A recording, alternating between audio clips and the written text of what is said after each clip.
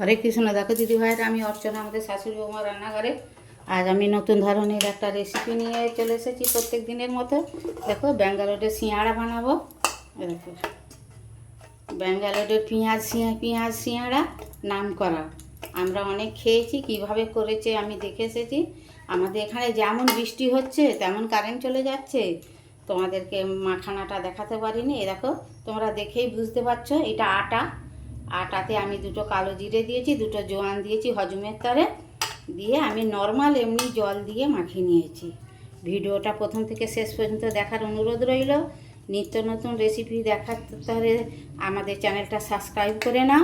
আমার রেসিপিটা দেখতে দেখতে তোমরা লাইক দিবে, কমেন্ট করবে আমার পেঁয়াজি সিঙাড়াটা কেমন হয়েছে। দেখো, আমি পেঁয়াজ কুচি নিয়েছি, বড় বড় 4টে পেঁয়াজ কুচি নিয়েছি। ভিডিওটা প্রথম থেকে শেষ পর্যন্ত তোমাদেরকে দেখাবো।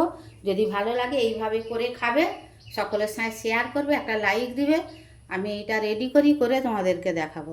দেখো দিদি ভাইরা, আমি একটা ফ্রাই প্যান বসিয়ে দিয়েছি অ্যালুমিনিয়ামে। আমি এতে একটু তেল দিয়ে দেবো। তেল বেশি লাগবে না, অল্প তেলেই হবে, ভাজার সময় তেলটা লাগবে। জিরে দিয়ে দেবো।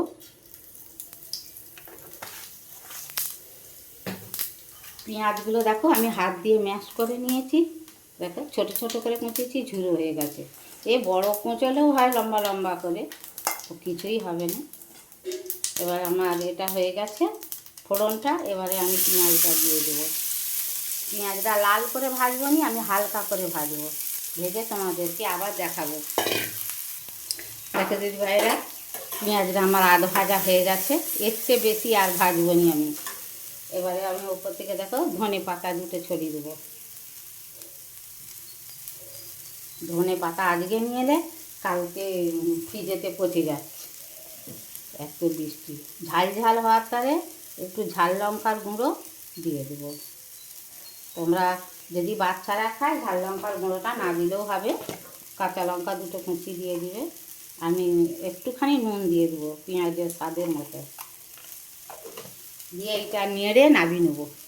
দেখো দিদি ভাইরা, আমি এই ওপর থেকে একটু টমেটো সস দিয়ে দেবো।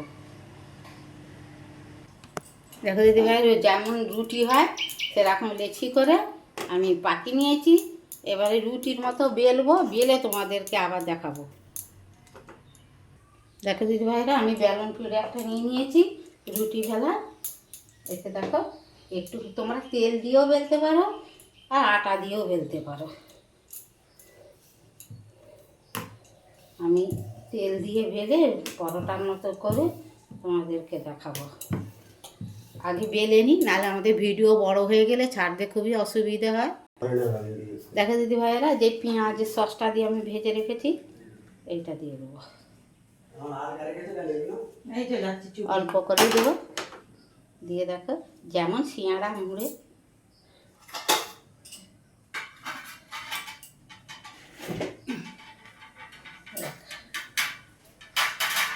এইটা মুড়ে দিয়েছি।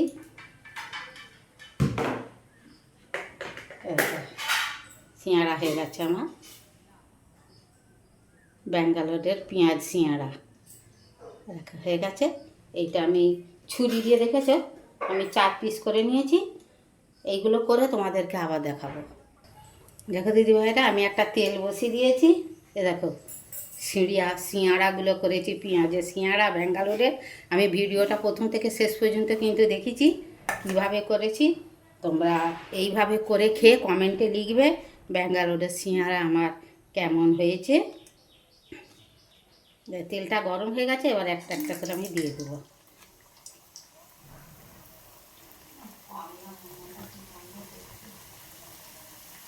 এবার এটা ভাজা হোক, হলে তোমাদেরকে আবার দেখাবো।